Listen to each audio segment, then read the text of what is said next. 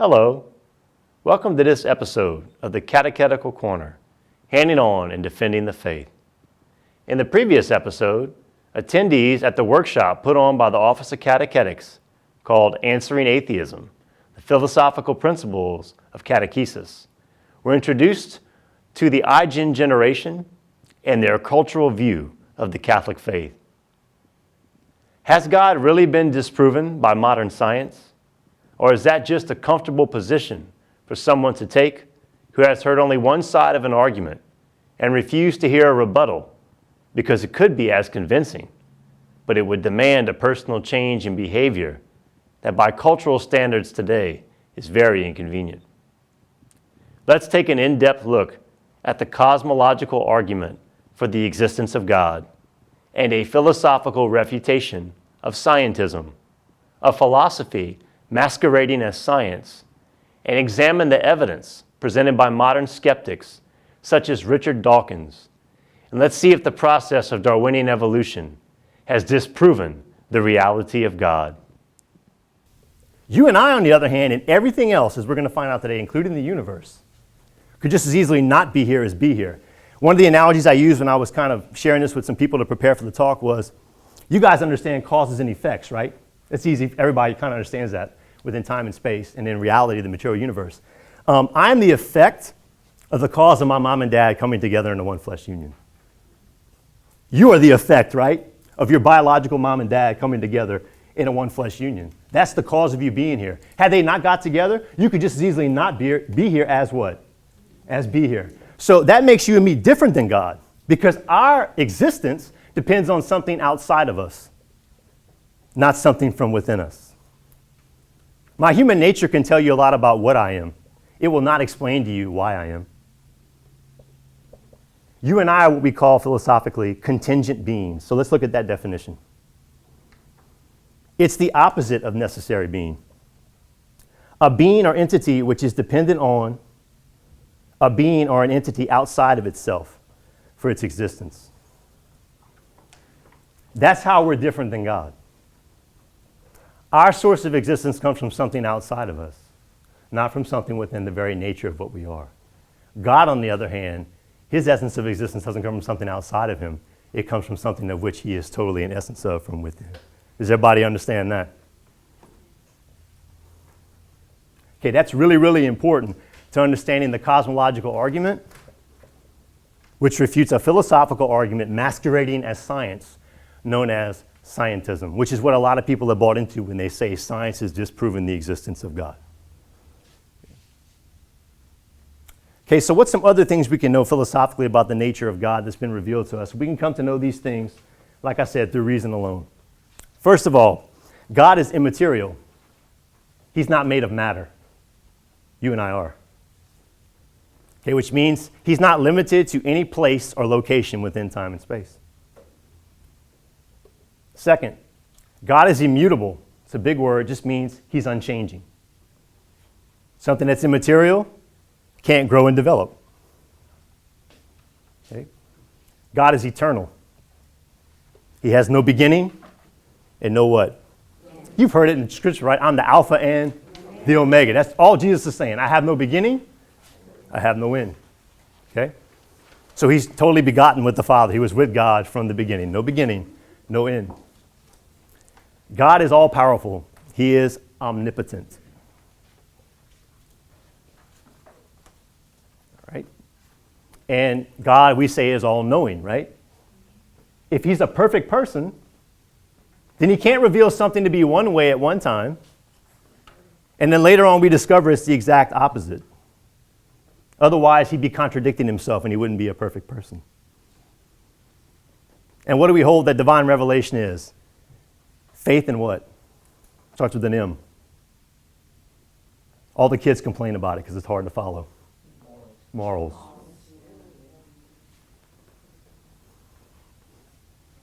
He can't reveal himself to be one thing as a perfectly infinite mind. It's all-knowing, right? And it contradicts itself later on, otherwise he ceases to be God. That in philosophy is what we talk about, a statement called the law of non-contradiction. Something can't be one thing at one time while being exactly the opposite at the same what? At the same time. Otherwise, it's false. It's not true. So those are some properties about God. Now, I talked about Thomas Aquinas earlier. One of his major works that people refer to, it's called A Beginner's Guide to Theology. It's called the Summa Theologica, and it's a really great work, and he gives the arguments. It comes in three parts. In the first part, these proofs for the this evidence for the existence of God. And I think today a lot of people put evidence and proof in the same basket. It's a play on words. You don't have 100% proof of anything in this life. But we have a lot of evidence of things in this life that point us to a rational reason in our mind to assent to something and believe that it's true. So evidence of something is not 100% proof, and it can't be, because if God would give you 100% proof that you had to follow him, he wouldn't be a God of love, because he'd take away your free will, and he would coerce you in having to believe in him. So he's not going to do that. In the first part of the Summa Theologica, Thomas argues for the existence of God. In fact, that's where he starts, by asking questions. The Catholic faith has never rejected people asking questions. It encourages people to ask questions because it has an answer, no matter how complicated the question is. It has a rational, reasonable answer that doesn't contradict reason, but is in line with it. So these are the 5 categories of the arguments that Thomas makes.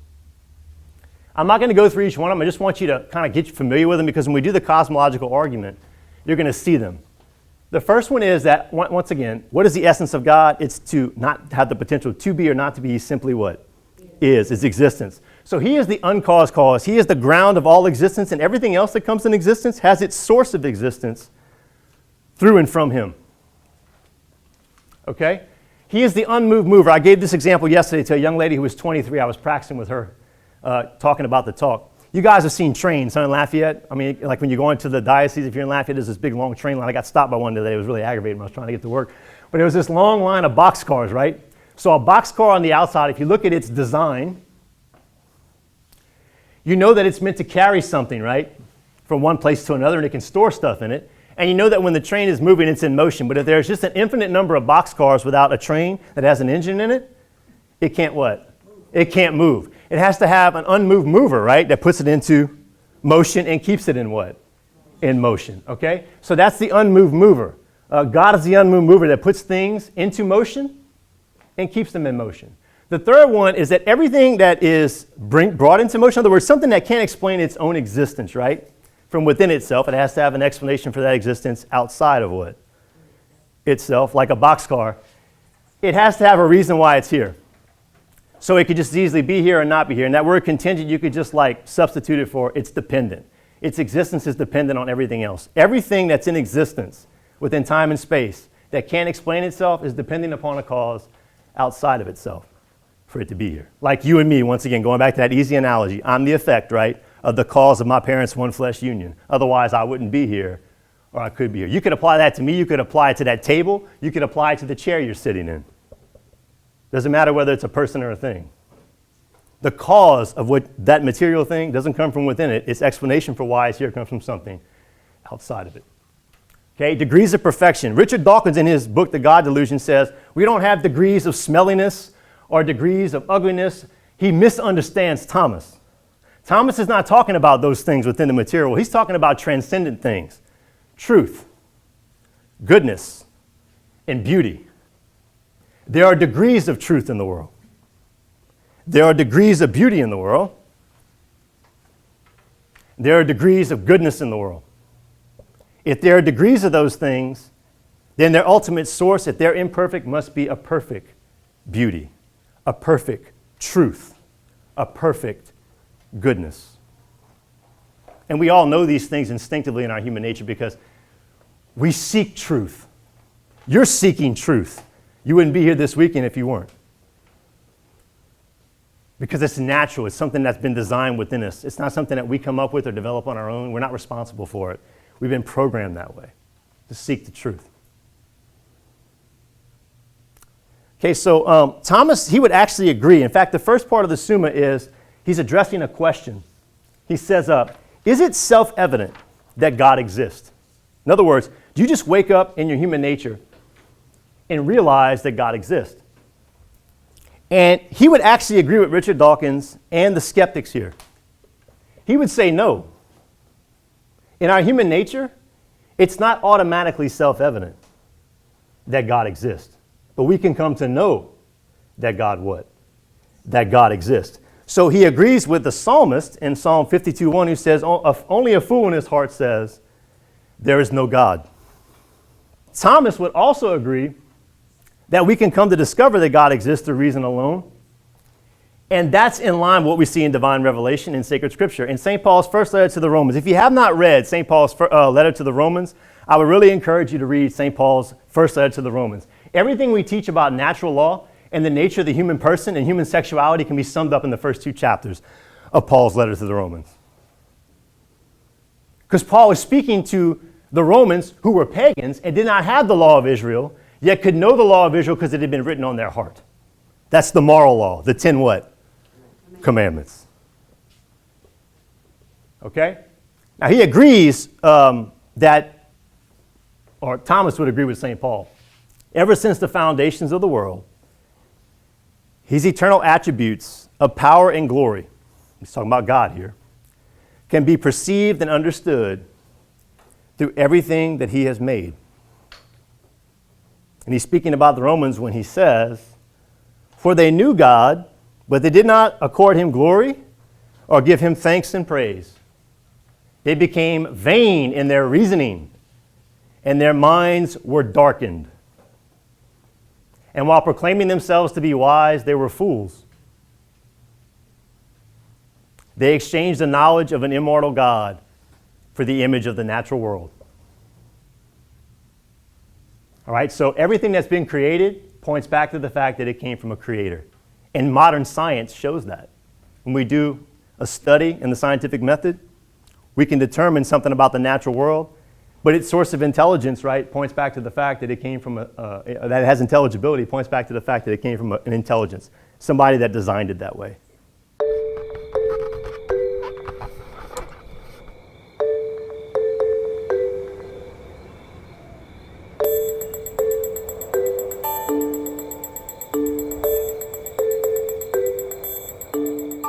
Does God exist? Or is the material universe all that is, or ever was, or ever will be? One approach to answering this question is the cosmological argument. It goes like this: whatever begins to exist has a cause. The universe began to exist, therefore, the universe has a cause. Is the first premise true? Let's consider. Believing that something can pop into existence without a cause is more of a stretch than believing in magic. At least with magic, you've got a hat and a magician. And if something can come into being from nothing, then why don't we see this happening all the time? No, everyday experience and scientific evidence confirm our first premise. If something begins to exist, it must have a cause. But what about our second premise? Did the universe begin, or has it always existed? Atheists have typically said that the universe has been here forever. The universe is just there, and that's all. First, let's consider the second law of thermodynamics. It tells us the universe is slowly running out of usable energy, and that's the point. If the universe had been here forever, it would have run out of usable energy by now. The second law points us to a universe that has a definite beginning. This is further confirmed by a series of remarkable scientific discoveries.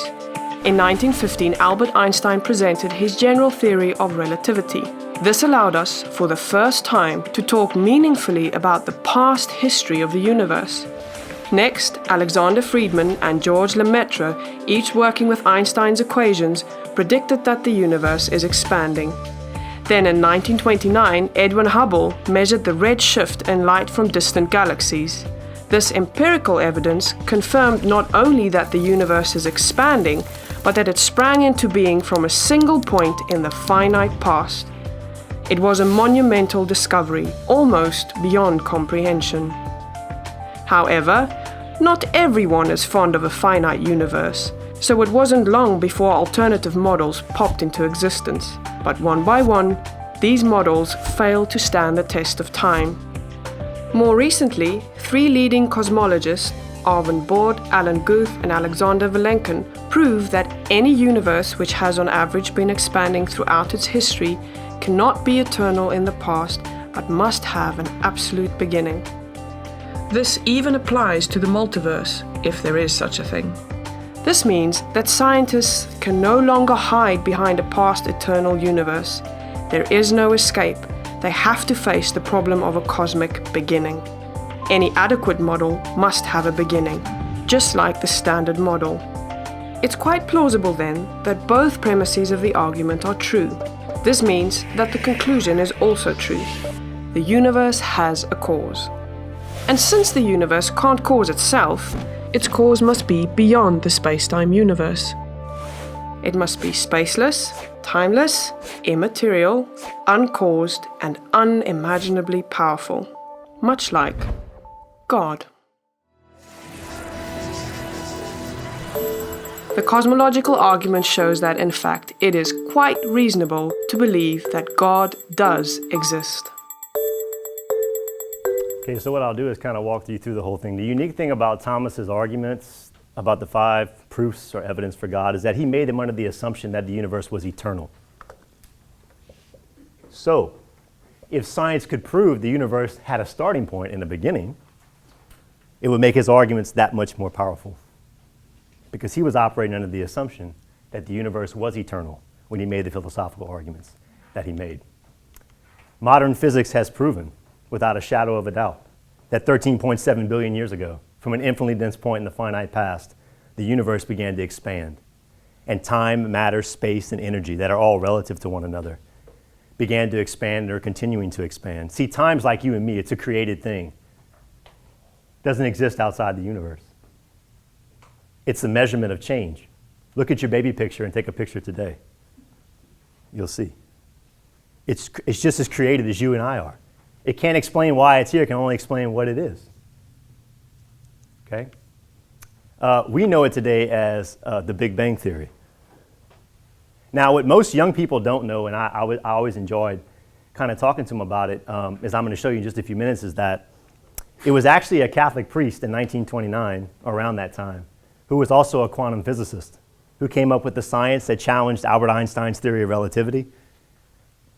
That came up with the science necessary for the Big Bang Theory. So my first question to somebody is, how can somebody who's totally convicted of divine revelation and everything that's been revealed in sacred scripture and sacred tradition and be wholeheartedly and convincingly Catholic come up with the science necessary to prove the existence of the beginning of the universe if faith and reason contradict? That's impossible. So what is the cosmological argument? So let's kind of talk about it. The universe has no explanation. The universe explains itself from within itself. It gives you an explanation why it's here. And if it can't do that, then it can only explain to you what it is, not what. Not why it is. Because that source comes not from within it, but something outside of it. Okay? And if it can't explain itself, then its explanation is that God calls the universe. Okay, now we saw in the video I just showed you, Bertrand Russell, they quoted him, right? States the universe is just there. It needs no explanation. It's been there infinitely. But we found out from the video that that's not true. We found out that the universe is like any other material thing in it. It could just as easily be here as not be here, just like you and me. So why is it here? Okay, this is Father George Lemaitre, and I think you'll all know who Albert what? Einstein is. Okay, everybody knows who he is. In the video, it talked about how modern quantum physics has proven something called the second law of thermodynamics. And all that means, I'm going to give you the technical definition, I'm going to give you a practical application of it. It means that matter and energy, which are relative to one another in time and space, right? They're constantly moving toward disorder. Now that's important because that's why when you go at lunchtime and you're working and you bring something to the microwave and you heat it up, right? And you leave it out on the table for too long after you've heated it up and you forgot it because you get busy doing something else. It was hot for a little while and all of a sudden it got what? It got cold. The second law of thermodynamics causes that. Anybody here play pool? Like, you rack up the pool balls and you hit it with the cue stick and the cue ball and it hits the balls and it breaks them up. It moves from an order to disorder, right? All over the table. The second law of thermodynamics produces something in the universe which is absolutely necessary. In other words, all life is dependent on the presence of this in the universe. It's called entropy.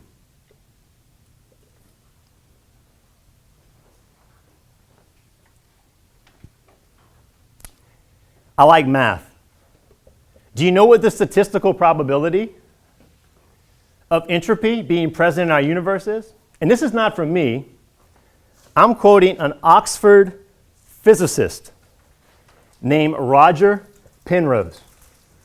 The probability of entropy being present in our universe and allowing life to have evolved from 13.7 billion years ago to the point it has today, we have a better chance of getting struck by lightning 10,000 times in a row and winning the lottery every time we get struck by lightning than entropy being present in our universe.